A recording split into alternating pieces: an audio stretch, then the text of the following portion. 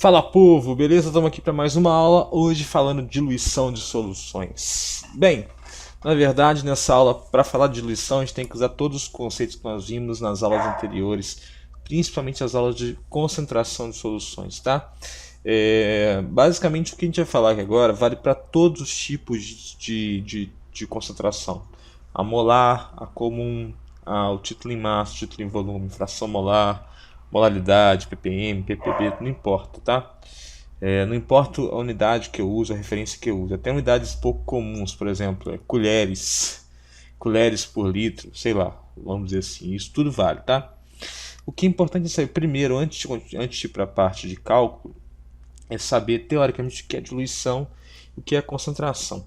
Diluição é uma coisa muito comum no nosso dia a dia, tá? Se eu parar para pensar numa cozinha, por exemplo, que é o lugar onde eu vejo mais proximidade de um laboratório, numa casa, você tem o seu suco lá de maracujá em polpa, por exemplo, que você bota lá meio litro d'água e fica aquele suco amarelo pra caramba, muito forte, muito concentrado.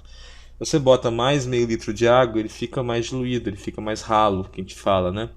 Então, a dica na diluição é sempre você acrescentar solvente. Quando você bota o seu solvente, seja água, seja o que for, lembra que solvente é aquele cara que tem maior quantidade no meio, o que acontece naturalmente é que a concentração vai diminuir. Por quê? Porque eu aumento a massa, o volume, etc. de solvente. E como a concentração é sempre uma razão entre soluto e solvente, ou soluto e solução, eu tenho uma diferença clara aí, tá? Já a concentração é o que você faz quando você tem, por exemplo, um molho, que você está fazendo um molho de tomate na sua casa. Ou você vê sua mãe fazendo, seu pai, enfim, não importa. Quando você faz um molho de tomate, você tem que botar o tomate lá dentro, pica o tomate, né? Bota lá com alho, cebola e tal. E esse tomate vai soltar água. Se você fizer o molho, não deixar o molho ferver por muito tempo, esse molho vai ficar muito aguado. Vai ficar um molho que não vai ter muita consistência. Qual que é a saída? Você pode ou botar mais tomate, que aí ele vai ter mais massa do que água, você vai ter que fazer muito molho. Ou você pode deixar ele esquentar e ferver. Quando ele ferve, naturalmente a água evapora, então ele fica mais grosso. Isso é uma técnica usada em cozinha para tudo, tá?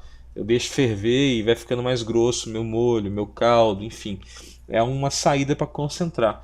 E quando eu boto o soluto ou evaporo o solvente, eu tenho um aumento de concentração natural. Beleza? Diluir aqui é difícil só tirar o soluto, por isso que eu não botei aqui, mas teoricamente poderia ser. Como é que eu vou tirar o soluto aqui? Fica meio ruim. Só tem um jeito. Se eu fizer, por exemplo, uma destilação e pegar do outro lado, aí o solvente praticamente puro, que aí seria um método para diluir por evaporação, tá? Mas não, aí cai mais em separação de misturas do que realmente diluição. Então guarda esses dois tópicos aqui. Na prática a gente fala muito de diluição porque botar solvente é muito mais fácil que evaporar solvente ou botar soluto. E botar soluto ou evaporar solvente é meio intuitivo e vai ao encontro que a gente vai falar para diluição agora, tá? Então para esclarecer isso, eu criei aqui uma situação de diluição para a gente poder entender bem esse negócio. A situação que eu criei foi a seguinte: eu tenho lá um recipiente com volume de 1 litro, tá vendo aqui, ó, de NaOH, hidróxido de sódio, e a concentração desse recipiente aqui é de 1 mol por litro de NaOH, ou seja, eu botei 1 mol de NaOH, o número de mols do soluto está aqui, né, em 1 litro de solução. Só que eu já sei que a massa molar da NaOH é 40 gramas, então 40 gramas por litro é a mesma coisa que 1 mol por litro para esse cara, tá? Então o número de mols é 1 mol, a massa do soluto é 40 gramas, então eu tenho a concentração tanto dada em mol por litro, molaridade, quanto em concentração comum. Beleza, tá lá bonitinha, tranquila. E eu vou fazer uma diluição. Então, como eu falei antes, eu vou adicionar solvente nesse caso para diluir. O que eu vou fazer aqui então? Eu vou botar 200 ml de água. Ao botar 200 ml de água, não tem mistério. O volume final vai ser 1 litro mais 200 ml, vai dar 1,2 litro. Beleza. Só que o grande detalhe aqui é que o número de mols de soluto que eu tinha antes não vai alterar. Vai ficar igual depois, concorda? Eu botei só solvente, eu não botei soluto. Presta atenção nisso. A massa de soluto também, por consequência, vai ficar igual a que eu tinha antes.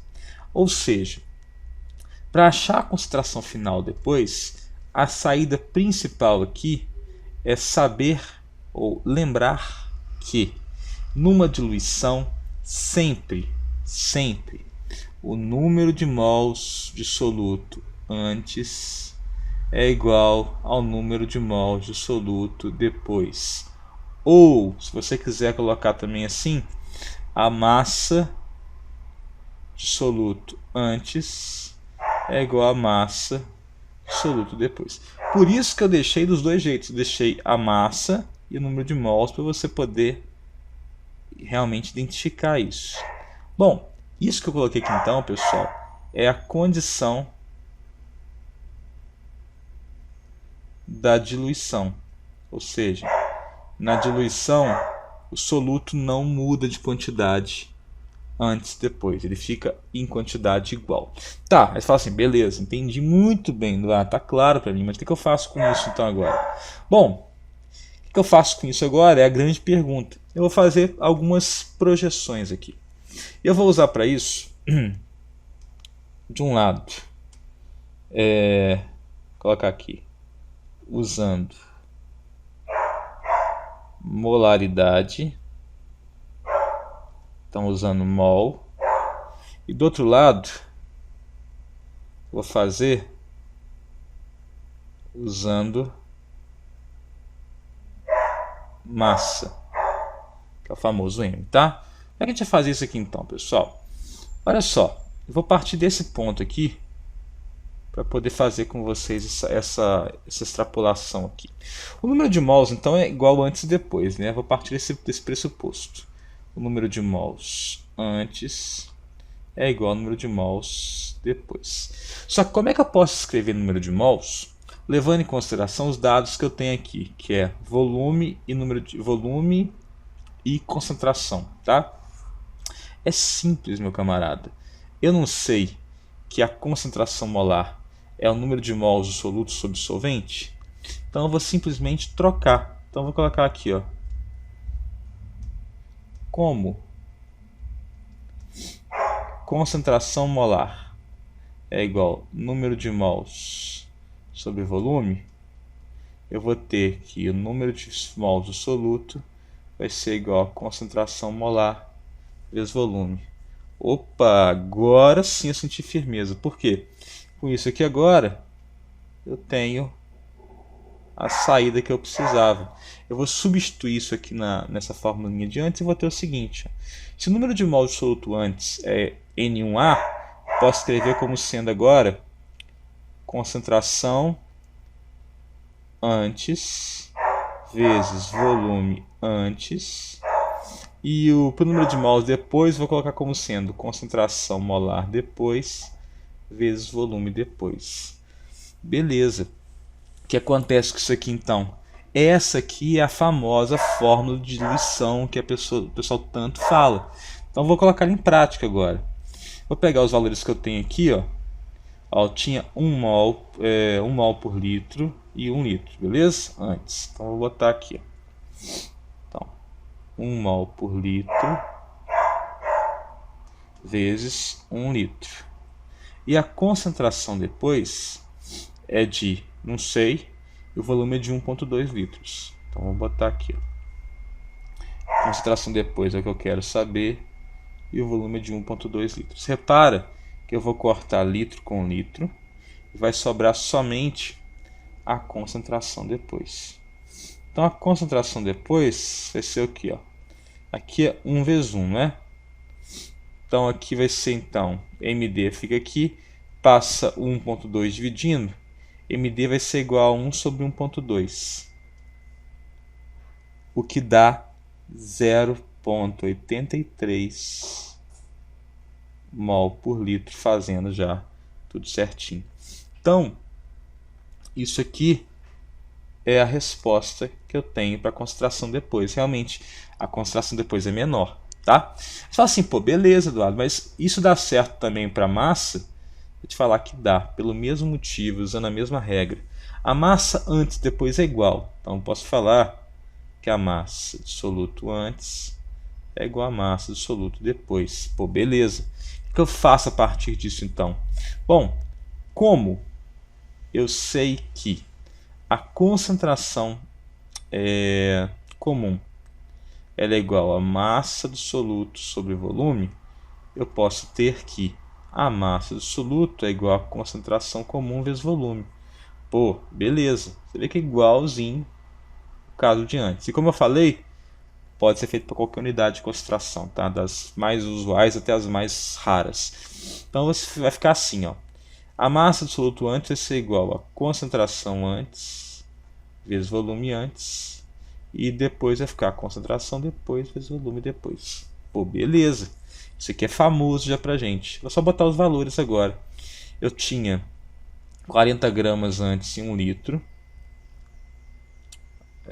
Perdão, aqui. 40 gramas por litro antes era a concentração. O volume era de 1 litro. E depois eu tinha, na verdade, quanto?